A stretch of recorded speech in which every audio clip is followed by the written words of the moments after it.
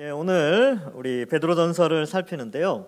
오늘 이 주제를 보면 약간 베드로전서와 조금 안 맞는 듯한 그런 내용처럼 보이는데 사실은 앞에 있었던 내용과 쭉 연결되어지는 그런 내용입니다. 배경은 이렇습니다. 여러분, 이 신앙생활을 하다 보면 고난이 있지요. 우리 믿음의 선배들은 엄청난 고난, 순교에 이르는 고난까지 당하였습니다. 그런데 그 고난의 의미를 이 베드로전서에서는요, 칭찬과 영광과 존귀를 얻는 하나의 수단으로 말씀해주고 있습니다.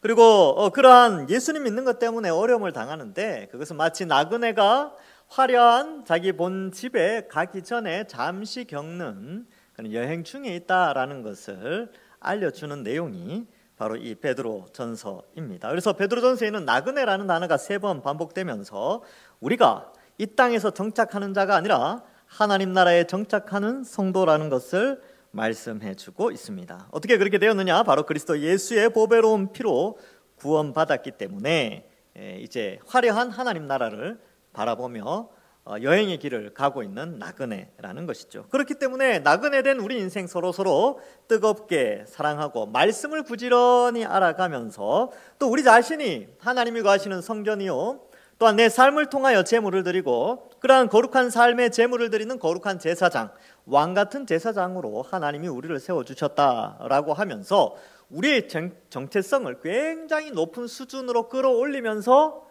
우리가 당하고 있는 고난의 의미를 부여해주고 있어요. 그리고 그것을 잘 이겨나가기를 원하는 것이죠. 여러분, 신앙생활 하면서 편안하다, 너무 편하다 이럴 때는 자신 한번 돌아봐야 돼요. 내가 진짜 신앙생활 잘하고 있는가? 뭐 학교에서든 가정에서든 직장에서든 너무 편해. 그러면 한번 돌아봐야 돼요.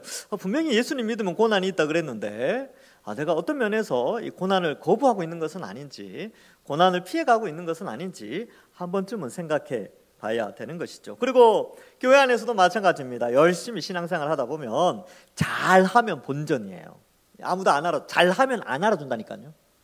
못하면요, 그때부터 막 힘들어요. 그렇기 때문에 이러한 교회 일이나 여러 가지 일들로 말미암아 우리에게는 고난의 문제가 항상 뒤따르게 되는데, 놀라운 것은 바로 그러한 고난이 하나님 앞에 칭찬받는 길이다라는 것을 말해주고 있습니다. 그럼 우리를 왜 이렇게 불러주셨는가? 왜 예수 그리스도의 보혈의 피로 구원해 주셨는가 하면, 하나님의 아름다운 덕, 즉 너희를 어두운 데서 불러내어 그의 기이한 빛에 들어가게 하시니의 아름다운 덕을 선포하라고 그렇게 우리를 부르셨습니다. 그래서 우리가 구원받은 목적이 있다는 거죠. 하나님의 아름다운 덕을 선포하는데, 그 아름다운 덕을 선포하는 방식이 이제 우리가 여기 살펴본 것처럼 나라에 순종하는 거예요.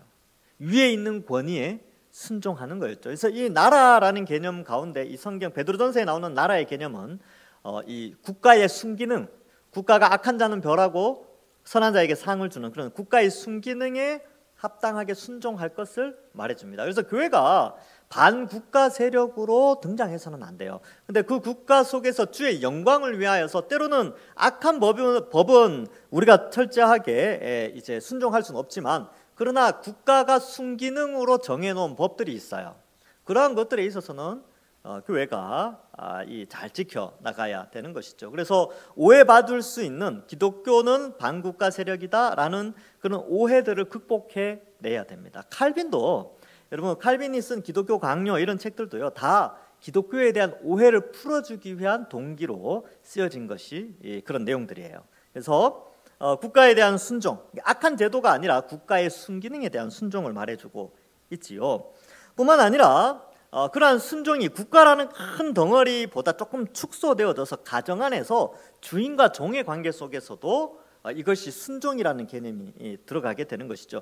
국가라는 권위 아래 순종하듯이 사환들, 가정 안에서 어떤 주인과의 친밀한 관계 속에 있는 사환들이 기독교인이라면 주인이 예수를 믿든 안 믿든 상관없이 그 가운데서 순종해야 될 것을 말해주고 있습니다. 까다로운 주인들한테서도 그렇게 하라는 것이죠. 그래서 우리가 직장생활 할 때도 우리의 신앙이 교회 안에서만 머무르는 것이 아니라 직장 가운데서도 그리스도인들이 직장의 권위 아래 순종하는 직장의 질서 아래 순종하는 것으로 말미암아 바로 이 하나님의 아름다운 덕을 선전해야 된다라는 것을 지난 시간에 살펴보았습니다. 그러한 맥락 가운데서 오늘 본문은 그렇다면 조금 더 가정으로 축소되어서 이제 국가에서 그다음에 종과 주인 관계에서 이제 부부 관계로 들어갑니다. 더 좁게 들어가죠. 왜냐하면 이러한 관계들 속에 하나님의 아름다운 덕을 어떻게 선포할 것인가. 그런데 주로 이 위에 있는 권위가 예수 믿는 사람들이 아니라 예수님 안 믿는 사람인데 내 권위 위에 있을 때를 많이 설명을 해요. 그러니까 국가라는 개념과 이 사환과 주인이라는 개념에서 그 주인이 예수님을 믿지 않는 까다로운 주인일 때는 이렇게 해야 된다라는 것과 지금 오늘 말씀 이제 드디어 살피는데 아내들에게 주는 메시지 가운데 남편이 예수님 믿지 않을 때에 대한 상황도 설명을 하고 있다는 것이죠. 왜요?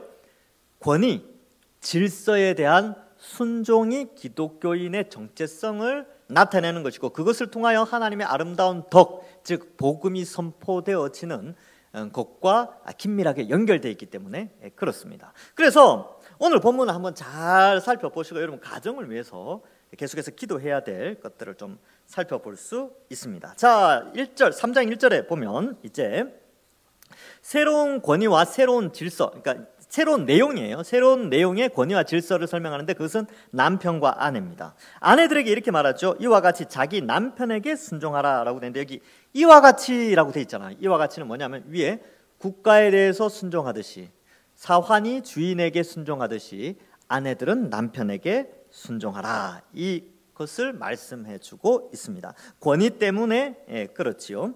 특별히 거기 보면 이는 혹 말씀에 순종하지 않는 자라도 남편인데 말씀에 순종하지 않아. 즉 불신자 남편.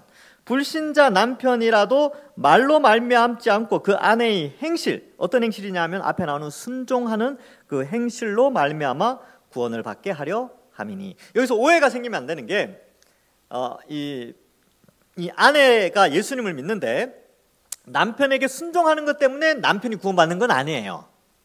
뭐냐면 구원은 예수 그리스도의 십자가 형벌 대속의 복음을 듣고 믿어야 구원을 받아요. 그러니까 이제 불신자 남편인데 아내가 예수 믿는다고 착한 일 한다고 남편이 구원받는 건 아닙니다. 남편이 예수님을 믿어야 되죠. 근데 왜 이런 표현을 썼느냐? 그 아내의 행실로 구원을 받는다라고 했냐면 그 아내의 선한 행실을 보고 그 남편이 감동을 받는 것이죠. 그리고 그 아내의 지혜로운 신앙적인 또 뭐 왕 같은 제사장으로서의 그 역할을 가정에서도 충실하게 행하고 그 권위에 남편의 권위에 순종하는 모습을 통하여 야 기독교가 이 내 아내가 믿는 기독교라는 종교가 이게 나쁜 것이 아니구나. 오히려 가정을 바로 세우고 가정의 질서를 바로 세우는 그런 역할을 감당하는구나 라고 하면서 감동을 받아 복음을 듣고 믿을 수 있는 기회가 주어지기 때문에 그렇습니다. 그래서 여러분들 여기 이제 계신 분들 중에 남편이 예수님 안 믿는 분들 많이 있잖아요. 그러면 어떻게 하느냐? 기도 열심히 하시고요. 그들의 심령이 움직일 수 있도록 하고 여기 나오는 것처럼 그 행실, 남편의 권위를 인정하는 거룩한 행동을 통하여서 남편이 구원받을 수 있도록 즉 복음을 들을 수 있도록 하는 것이죠. 그럼 어떻게 해야 될까요? 거룩한 행실이 뭘까요? 세 가지 잘하면 돼요. 남편을 남편으로 인정하면 됩니다. 요즘 이제 여기 좀 잘 안 돼서 그런데 남편을 남편으로 인정하고 권위를 인정해야 돼요. 그 다음에 아이들 잘 돌봐야 됩니다. 그리고 가정의 일을 잘 돌봐야 되죠. 근데 이 세 가지는 남편도 마찬가지죠. 아내를 아내로 인정해야 돼요. 그리고 가정을 잘 돌봐야 됩니다. 그리고 어때요? 자녀들 잘 돌봐야죠. 이건 남편도 똑같아요. 그러면 각자 남편이든 아내든 각자에게 주어진 위치에서 그 위치를 떠나지 않고 거룩한 행실로 가정을 이끌어 갈 때에 상대방이 감동을 받게 되는 것이지요. 그래서 옛날에 막 예수님 믿는다 그러면서 막 이렇게 애들 안 챙기고 밥 안 먹이고 또 막 학교도 막 대충 이렇게 보내고 또 이렇게 남편이 왔는데 집에 없고 막 그저 교회 간다고 막 며칠 집 떠나 있고 기도원 가서 살고 그러면 남편들이 예수 안 믿어요. 가정에 충실해야죠. 그 기도원 갈 때는 허락받고 가면 됩니다. 허락해주면 모르는데 허락도 안 했는데 막 억지로 가면 안 돼요. 그러니까 이러한 부분에 있어서 아주 지혜롭게 아내들이 행동을 해야 되죠. 남편들도 마찬가지지요. 예수 믿는 남편인데 만약에 아내가 이제 예수님 안 믿어 그러면 남편의 역할이 크죠. 아내를 감동시켜서 복음을 들을 수 있도록 그렇게 세워 나가야 하는 것이죠. 그래서 여기 본문에서는 아내의 거룩한 행실로 복음에 대한 마음 문이 열려져서 듣고 구원에 이르는 과정을 요약해 놓은 것입니다. 그래서 2절에 보면 너희의 두려워하며 정결한 행실을 봄이라. 이 두려워하는 대상은 하나님이겠죠. 그래서 타번역본에는 하나님을 두려워함으로 이렇게 번역한 성경도 있는데, 그러나 남편에 대한 두려움도 있어야 되겠지요. 그래서 하나님을 두려워하는 마음으로 남편을 두려워하며 공경하고 높여줄 때에 그 정결한 행실을 보고 구원에 이르는 복음을 듣는 마음문이 열려진다는 것이죠. 그래서 질서를 인정하는 거예요. 아내들의 역할은 그거예요. 질서를 인정하면 됩니다. 근데 이 질서라는 게 뭐냐면 하나님이 부여하신 질서를 인정하시면 돼요. 여러분, 제가 질서를 강조하는데 잘 들어보세요. 이게 예화예요. 저에게는 형님이 한 분 계십니다. 저랑 띠가 똑같아요. 12살 차이 나는 형입니다. 그래서 어릴 때부터 형은 형이었어요. 질서가 딱 잡혀져 있죠. 그래서 형이 한마디 하면 저는 무조건 다 순종이에요. 순종 안 했다가 난리 나거든요. 한번 대들었다가 하여튼 뭐 혼난 적도 있습니다. 대들 수가 없어요. 그리고 제가 이제 평생 살아오면서 형을 형이 아니라고 생각해 본 적이 없습니다. 그리고 내가 형이 돼야 되겠다라는 생각 해본 적도 없고, 나는 형이랑 동등하다라고 생각해 본 적도 없습니다. 형은 하나님의 창조 질서 아래 저보다 먼저 태어났어요. 그래서 저는 당연히 형을 형으로 대접합니다. 이게 질서죠. 근데 질서가 무너질 때는 어떤 일이 벌어지냐 하면 제가 형의 위치랑 동일하게 위치를 차지하려고 한다든지, 아니면 내가 형을 나의 동생으로 여기고 내가 형처럼 행동한다든지 라고 할 때는 질서가 무너지고 가정이 무너지고 부모님 마음이 아프겠죠. 여러분들 자녀들이 있는데, 자녀 둘이 있는데 예를 들어서 동생이 형이 되겠다라고 막 이야기를 한다고 해보세요. 질서가 무너지는 것이죠. 그래서 이 남편과 아내 중에 남편의 우선성을 두는 것은 성별, 어떤 그런 나이 개념보다, 물론 이제 연상연하도 있으니까 그런 나이 개념으로 질서를 부여한 것이 아니고 하나님께서 창조의 순서에 따라 질서를 부여했습니다. 그래서 디모데전서 2장 13절에는 명확하게 이 질서 개념을 성경에서 기록하고 있어요. 어떻게 기록하냐? 이는 아담이 먼저 지음을 받고 하와가 그 후며 라고 하면서 질서를 부여하면서 디모데전서에서 이 여자가 교회 안에서 잠잠해야 되는 이유에 대한 설명을 하고 있습니다. 질서 때문에 그렇습니다. 그런데 여러분, 이 질서라는 게 사실 인간이 죄가 들어오면서 질서가 무너지기 시작했습니다. 이게 죄로 인하여, 원죄로 인하여서 질서가 무너졌죠. 그래서 여자들은 질서에 순종하지 않고 남자를 지배하려고 하는 그런 죄의 속성이 있어요. 그래서 이렇게 그런 말 많이 들었죠. 결혼하면 주도권을 누가 잡느냐에 첫날 밤에 결정된다. 뭐 그런 거 들어보지 않았습니까? 첫날 밤이 중요하다. 첫날에 주도권을 잡아야 된다. 이게 다 인간의 죄성에서 나온 표현들입니다. 여러분, 원래 남편은 아내를 섬기고 아내는 남편을 섬기는 그것이 바로 창조의 질서고 하나님께 영광 돌리기 위하여 서로 도우며 살아가는 것이죠. 주도권을 가지고 자신이 편하게 사는 것이 목적이 아닙니다. 그래서 하나님께서 부여한 질서에 순종해야 하는 것이죠. 그래서 여러분, 기독교는 어느 시대에나 환영받지 못했어요. 지금 이제 1절부터 6절 같은 경우, 여러분, 유교가 우리나라에 자리 잡을 때는 어려운 본문이 아니었어요. 왜냐하면 유교에는 삼종지도라는 게 있습니다. 세 가지를 따른다는 건데, 어릴 때는 아버지를 따르고, 결혼해서는 남편을 따르고, 노년이 되어서는 아들을 따른다. 그래서 삼종지도, 세 가지, 여자가 따라야 될 세 가지 도리, 이런 게 이제 유교에 있어요. 그런 것이 머리에 박혀 있으면 이 1절부터 6절은 어렵지 않아요. 근데 7절은 유교 관점에서는 어렵습니다. 7절은 힘들어요. 가부장적 제도에서의 7절은 성경을 아주 거부하게 됐죠. 그런데 이제 요즘은 바뀌었죠. 20세기 초에 페미니즘이 발전하게 됩니다. 아주 저는 긍정적인 면이 있다고 생각해요. 여자들이 가부장적 제도 아래서 인권이 굉장히 무시됐었거든요.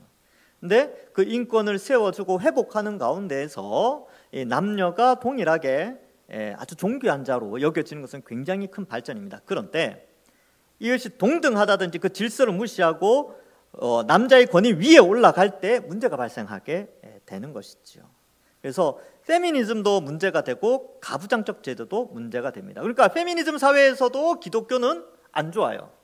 가부장적 제도에서도 기독교는 안 좋습니다. 그건 이제 7절에 가서 또 가부장적 제도와 관련해서는 설명을 해드리겠습니다. 그런데 성경은 끊임없이 우리에게 창조의 질서를 이야기하면서 남자와 여자에 대해서 서로 존귀히 여기고 귀하게 여기고 또한 질서는 그렇게 부여되어 있다라는 것을 알려주게 되는 것입니다. 이 질서 개념을 우리가 가지고 있어야 되는 것이죠. 자, 그래서 이러한 것들을 표현하고 있습니다. 근데 여기 나오는 이 두려워하며 정결한 행실을 볼미라, 이것은 이제 삶의 방식이죠. 하나님을 두려워하는 사람이 가정에서 아내는 이렇게 하게 되고 남편은 하나님을 두려워할 때 어떻게 할까요? 하나님을 두려워하는 마음으로 아내를 대할 때 어떻게 해야 될까요? 7절과 같이 대해야 되는 것이죠. 자, 그 다음에 3절과 4절에 보시면 이제 여인들에게 이런 말을 합니다. 이 너희의 단장은 머리를 꾸미고 금을 차고 아름다운 옷을 입는 외모로 하지 말라, 이렇게 되어져 있지요. 그래서 원래 여러분 여자들은 이렇게 꾸미는 거 좋아해요. 오늘날도 마찬가지고 과거에도 마찬가지. 이게 죄는 아닙니다. 원래 하나님 그렇게 만드셨어요. 근데 여러분 이 머리를 단장하고 금을 차고 아름다운 옷을 입는데 시간이 얼마나 걸립니까? 특히 머리 할 때, 미용실 가면 머리 할 때 얼마나 시간 오래 걸려요? 아유, 왜 뭐 어디 우리 집사람이 미용실에서 기다려야 하는데 전 못 기다려요. 너무 오래 걸립니다. 그리고 또 옷 사러 가면 어떻습니까? 저는 웬만하면 안 따라다니려고 합니다. 얼마나 돌아다니는지요. 근데 저는 이미 알고 있었죠. 저만 우리 집사람만 그런 게 아니에요. 우리 누나들도 다 그렇고 다른 집사님들 다 그렇게 하시더라고요. 그리고 또 TV에서 봐도 다 그래요. 남자들은 어때요? 아, 이거 사야지. 그럼 가서 바로 차고 나와요. 근데 이제 조금 다르죠.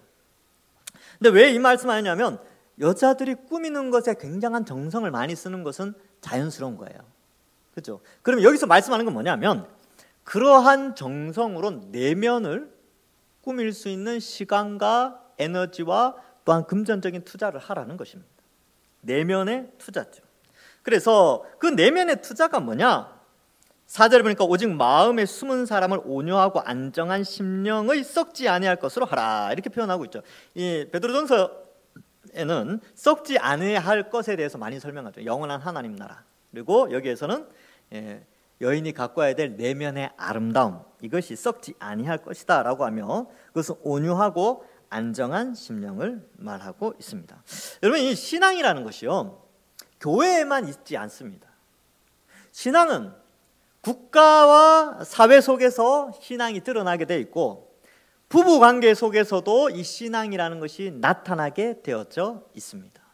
그래서 그 신앙이 좋은 사람은요 앞에 나온 것처럼 아내들은 이러한 삶을 살고 또 내면을 가꾸면서 하나님 앞에 성장해 나가는 것이죠. 그래서 여러분 우리가 가진 신앙이 진짜인지 가짜인지는요 제일 가까운 사람이 제일 잘 알아요. 남편이 아내의 신앙을 알고요 아내가 남편의 신앙을 잘 알아요. 그리고 자식들이 부모의 신앙을 잘 알고 부모가 자식들의 신앙을 잘 알게 됩니다. 왜냐하면 신앙이라는 것은 교회 안에서 증명되어지는 게 아니고 신앙은 가정과 직장과 사회 속에서 증명되어집니다. 이게 아주 중요한 특징이죠. 그래서 지금 이 베드로가 이 상황을 계속 설명하는 거예요. 사도 바울도 에베소서에 보면 5장 6장에서 계속 이야기를 하는 이유가 신앙은 공적 영역에서 증명되어진다라는 것을 나타내고 있습니다. 그래서 어떤 사람은요 교회 오면 천사야. 막 표정도 하고 막 이렇게 언어도 막 너무 고급스러운 귀족 언어를 써. 나갔는데 어느 날 나갔는데 보니까 막 쌍욕을 하고 있는 거예요. 이게 뭐냐면 올바른 신앙이 아니라는 거죠. 가식, 외식하는 자의 신앙을 가지게 되었다는 것이죠. 그래서 가정에서도 마찬가지입니다. 어떤 아이들이 그렇잖아요. 우리 아버지는요 교회 가면 천사인데 집에 오면 너무 무서워요. 막 그런 애들도 있어요.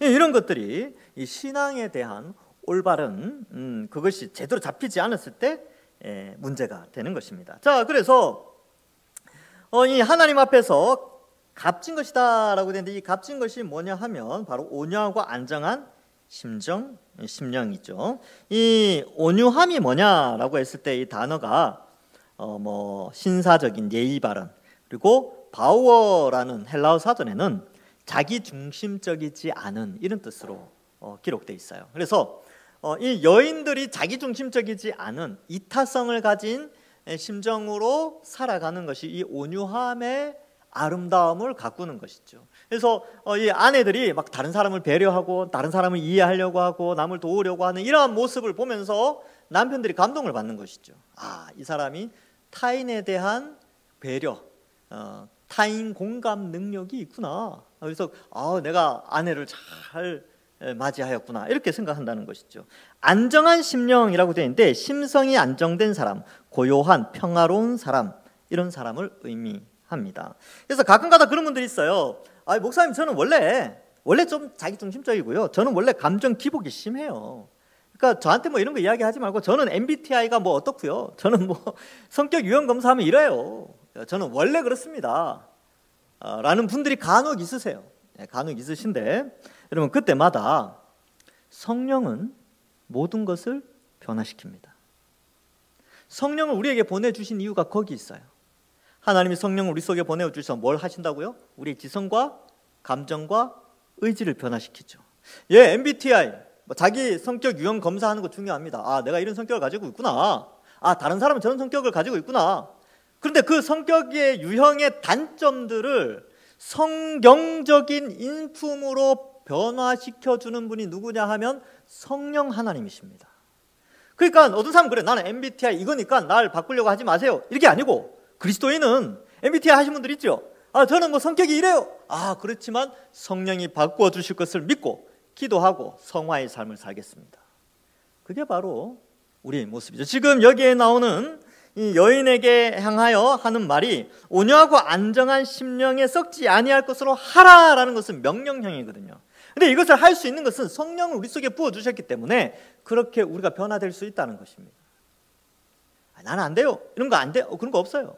근데 인문학에서나 상담학에서는 그렇게 이야기를 하지 않아요. 상담학에서는 있는 그대로 자신을 인정받고, 당신의 성격이 이러니까 바꾸려고 하지 말고 주변을 이해하라, 뭐 이런 식으로 이야기를 하는데, 아니요, 성경은 명확하게 우리에게 바꿀 수 있다. 성령이 우리의 심성과, 여기 나오는 뭐죠? 온유하고 안정한 심령으로 우리를 변화시켜 주신다. 우리는 변화될 수 있다. 성령의 도우심으로 말씀을 통하여 변화된다 라는 것을 말해주는데, 이걸 좀 어려운 말로 뭐라고 말하느냐 하면 성화라고 합니다. 거룩하게 변화되어짐, 이 성령의 성화의 역사라고 하는 것이죠. 근데 이렇게 변화되고 자신을 훈련시켜서 연단시켜 좋은 이 하나님이 기뻐하시는 성품으로 변화시키는 것, 이것이 하나님 앞에서 값지다라고 말씀하고 있습니다. 여러분, 여자들뿐만 아니에요. 남자들도 마찬가지입니다. 남자들도 바꿔야 돼요. 성령이 하시면 됩니다. 자, 그래서 여러분들 여기 이제 여성분들이 많은데, 우리 남편은 안 변할 것 같아요, 이런 분들 있죠. 우리 남편 절대 안 변해요. 성령은 바꾸십니다. 성령은 창조의 영이시거든요. 여호와의 영이 수면 위에 운행하시니라, 이 창세기 1장에 나오죠. 창조 때에 성령이 역사하셨는데, 천지를 창조하신 그 성령의 역사하심이 사람의 개인 속에 들어가서 그 사람의 전인격을 바꿉니다. 그러니까 포기하지 마세요. 성령이 역사하시면 바뀔 줄로 믿습니다. 믿습니다. 여러분들 남편들 예수 안 믿을 것 같죠? 믿는다니까요.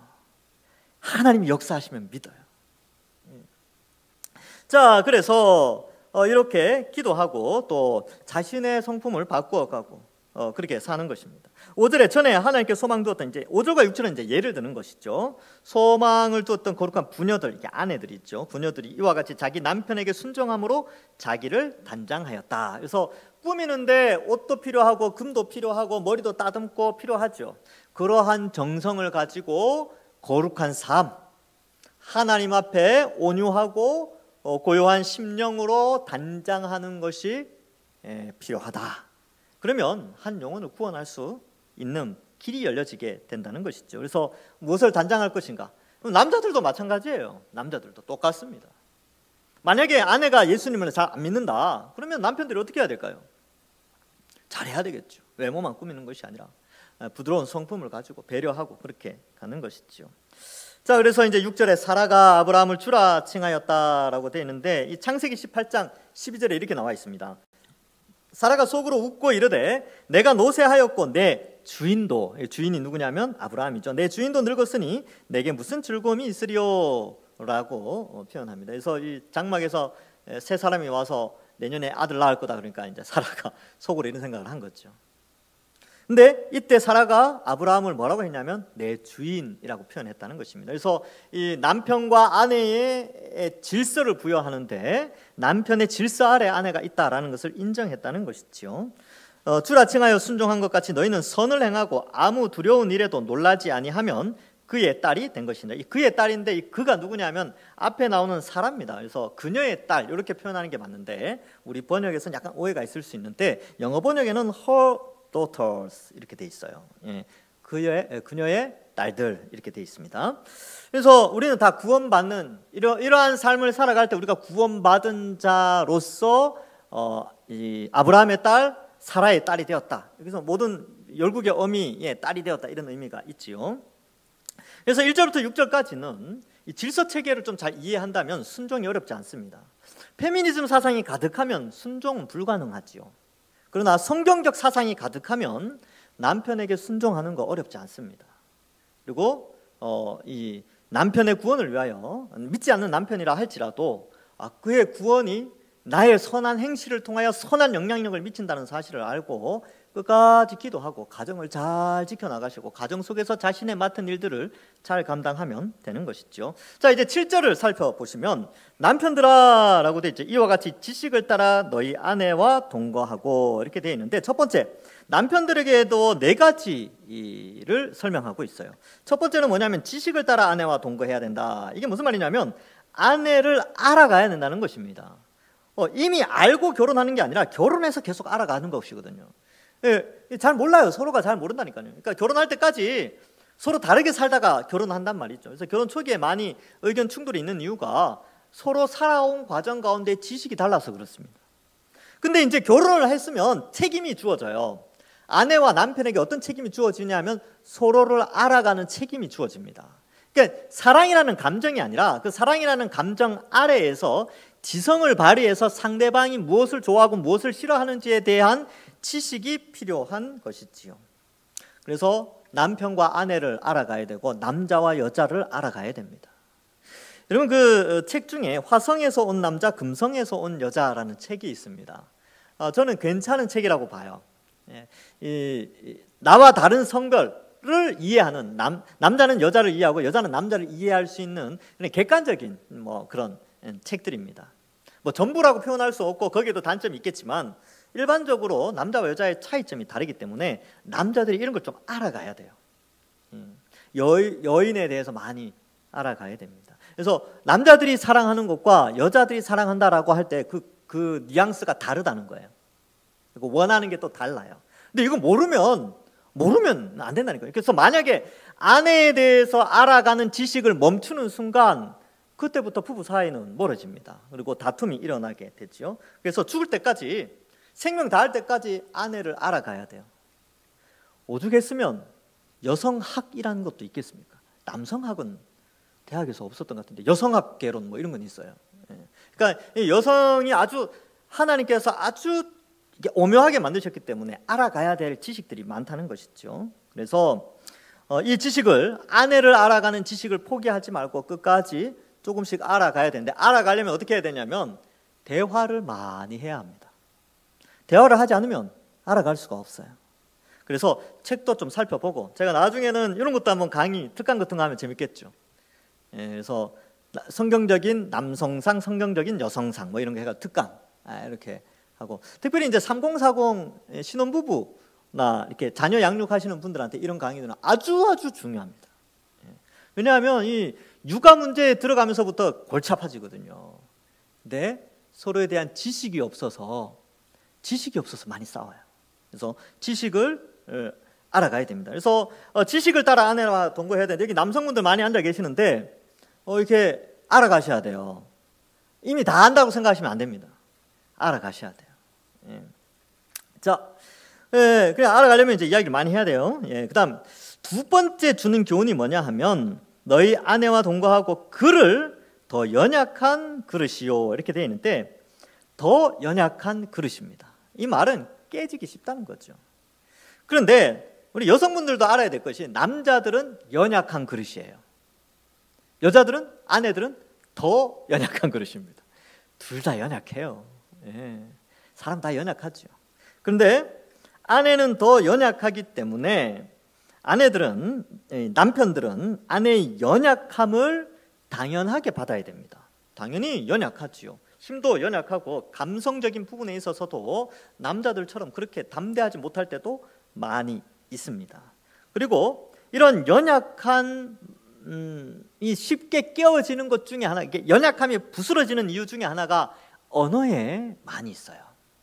그래서 한마디 말 때문에 그 심령이, 그 평화로운 그 아내의 심령이 깨어진단 말이죠. 한마디 실수 때문에. 경험 많으시지요? 말 한마디 잘못했다가 며칠 동안 고생하신 적 있지 않습니까? 저만 있습니까?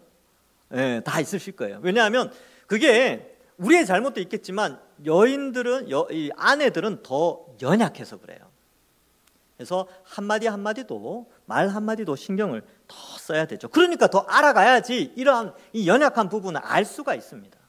연약하다고 무시하거나 연약하다고 외면하거나 그것을 보완하거나 튼튼하게 만들어 주려는 생각을 하지 않는 것도 성경적이지 않습니다. 하나님 우리에게 주신 돕는 배필이지만 함께 도우며 살아가야 되죠. 왜 그러냐? 세 번째 이유 때문에 그렇습니다. 또 생명의 은혜를 함께 이어받을 자로 알아 귀히 여기라 이렇게 되어 있죠. 여기 보면 이제 생명의 은혜를 함께 이어받는다. 이 말은 영원한 천국에서 이 영생 복락을 함께 이어받는 그러한 사람이죠. 여기 함께 이어받을 자라고 되어 있는데 이 단어가 함께 이어받을 자 뭐 세 개로 되어 있는 것처럼 보이는데 한 단어예요. 단어 뜻이 뭐냐면 공동상속자 이런 뜻입니다. 그래서 또 생명의 은혜를 이어받는 공동상속자로 알아 이렇게 표현하는 거죠. 여러분들이 신앙의 어떤 그러한 것들 모두 다 사랑하는 아내와 혹은 남편이 함께 공유하면서 가는 것이죠. 그래서 뭐 아내한테 저도 가끔가다 그런 말 합니다. 내가 받을 상급의 절반은 당신 거라고. 왜 그런 거죠? 왜냐하면 함께 공동상속자니까 그렇습니다. 그래서 그렇게 이어받을 줄 알아서 귀히 여겨야 됩니다. 여러분 귀히 여긴다는 거 뭡니까? 여러분들 집에서 제일 비싼데 집에 있는 거 한번 생각해 보세요. 어떤 사람은 자전거. 저 어느 집에 갔더니 자전거 3천만 원짜리가 있더라고요. 무슨 이렇게 들면 여성분이었거든요. 그래서 대회 나가서 상 받고 그러신 분이었어. 그러니까 한 손 들면 이렇게 하면 들려요. 우와, 그런 자전거 처음 봤습니다. 집안에 모셔놓고요. 이렇게 대 설치해 놓고 왁스 같은 거, 장비, 크림 같은 거 있잖아요. 막 그런 거 쫙 하고 뭐 장비 쫙 이렇게 해가지고요. 얼마나 소중히 다루는지 몰라요. 그렇게 여기라는 겁니다. 아내를. 이제 했는데 다른 별로 감동이 없군요. 뭐가 더 좀 감동적일까? 낚싯대로 할까요? 아니면 뭘로 할까요? 예. 뭐 탁구채 이런 걸로 할까요? 탁구채. 탁구채 좀 싸군요. 하여튼 비싼데 소중한 거 얼마나 신중하게 다룹니까? 그렇죠? 그처럼 귀히 여기라는 것입니다. 아내를 그렇게 여겨주셔야 됩니다. 그래서 아내가 뭐 일을 하는데 무거운 거 든다 그러면 얼른 일어나가지고 가서 들어주고 그래야죠. 다치면 안 되잖아요. 그렇죠? 그러면 이제 여러분 적용해 보는 거죠. 나는 아내를 귀히 여기기 위해서 무엇을 해줄 수 있을까? 생각해 보십시오. 지금도 잘하고 계시는 거 알고 있습니다. 잘하고 계신데 나는 더 어떻게 귀히 여길 것인가? 설거지, 청소, 요즘은 이제 맞벌이를 많이 하시고 혹은 외벌이를 하시더라도 연약하기 때문에 많이 도와주셔야 됩니다. 그래서 청소도 도와드리고 또 나이가 어린 자녀들이 있다면요 공동 육아의 책임도 남편에게 있어요. 옛날에 가부장적인 제도야 엄마들이 다 양육의 책임을 졌었죠. 근데 지금은 같이 해야죠. 그리고 이게 똑똑한 아이들 이렇게 뭐 영재 발굴단 이를 보니까 대부분의 아이들이 아버지의 역할이 굉장히 크더라고요. 그 아이의 성장에 있어서. 그러니까 남편들의 역할도 굉장히 큰 것이죠. 자, 그래서 이렇게 귀하게 여겨야 됩니다. 귀하게. 근데 에베소서에 보면 이렇게 돼 있어요. 죽기까지 사랑하라. 여러분, 순종하는 게 낫습니까? 죽는 게 낫습니까? 순종하는 게 낫죠. 남편에게 순종하라. 죽으라는 말이 안 나와요. 근데 남편들한테는 죽어라 이렇게 돼 있어요. 이게 에베소서는 그렇습니다. 근데 베드로전서에서는 이렇게 표현하고 있는 것이죠. 그래서 보완해주고, 연약한 점을 보완해주고 덮어주고 성장하도록 도와주는 것입니다. 연약한 것 때문에 싸우면 안 됐죠. 그 다음에 이 귀하게 여긴 결과로 어떻게 되냐? 너희 기도가 막히지 아니하게 하려 함이라. 여러분, 이건 남편이든 아내든 똑같습니다. 아내를 귀히 여기고 남편을 귀히 여기면요, 존중해주고 그 질서를 지켜서 그 질서에 합당하게 행동을 하면 기도가 안 막힌다니까요. 여러분, 오늘 저녁에 기도하러 오셨지 않습니까? 기도가 응답되기 위해서는 아내에게, 남편에게 잘해줘야 됩니다. 귀히 여기셔야 됩니다.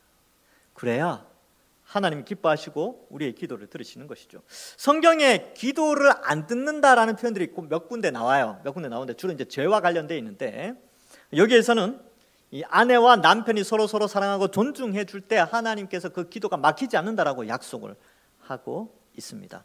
불신자 남편이라도, 불신자 아내더라도 이러한 순종의 질서 아래, 권위의 질서 아래서 책임을 다할 때 하나님께서 그 기도를 들으신다라는 사실을 우리에게 알려주고 있습니다. 말씀을 맺습니다. 여러분, 고난 가운데 기독교인들이 신앙생활을 할 때에 그 신앙이라는 것이 교회 안에서만 있는 것이 아니라 교회 바깥에서, 특별히 국가와 또 직장 가운데, 특별히 가정 안에서, 특별히 가까운 부부관계 속에서 이 신앙이 드러나게 됩니다. 그리고 남편이나 아내의 구원을 위하여 먼저 예수님 믿은 사람의 역할이 얼마나 중요한 것인가를 말씀해주고, 그러한 삶이 바로 어두운 데서 기이한 빛으로 불러낸 자의 아름다운 덕을 선전하는, 선포하는 방식이라는 것을 우리에게 말씀해주고 있습니다. 아무쪼록 이곳에 계신 주의 우리 동산교회 성도들은 하나님이 기뻐하시는 교회도 세워야 되겠지만, 하나님이 기뻐하시는 가정을 잘 세워서, 다 지금은 좀 이 예수님 안 믿는 우리 남편도 있고 아내도 있을 수 있고 한데, 지금은 그렇지만 앞으로 다 여러분들을 통하여 가정이 복음화되어지고 예수님 믿어서 하늘의 생명의 은혜를 함께 유업으로 이어받는 그러한 아름다운 가정 되시기를 주님의 이름으로 간절히 축원합니다. 기도하겠습니다. 하나님 아버지, 은혜를 감사합니다. 우리를 택하여 구원하여 주시고 먼저 예수님 믿게 해주셔서 우리 가정을 위하여 기도하게 하시니 감사합니다. 특별히 예수님 믿는 것이 참 쉽지 않은 일인데 그 가운데 가정에서의 신앙도 지켜나가는 것이 쉽지 않습니다. 그러나 이러한 질서를 부여하신 하나님의 그 권위와 말씀의 권위 아래 순종하고, 또 아내들은 순종하여 또 그 거룩한 행실로 남편을 또 귀하게 여기고, 또 남편들은 그 아내의 연약함과 또 하나님께서 돕는 배필로 주신 것을 믿고 또 위하여 기도하고 지식을 따라 알아가며 귀히 여기는 그런 은혜가 우리 각자의 삶 속에 있게 하여 주옵소서. 그리하여 하나님께서 칭찬하시는 아름다운 가정들로 우리 모든 성도들 세워나갈 수 있도록 축복하여 주옵소서. 감사드리오며 예수님의 이름으로 기도하옵나이다. 아멘.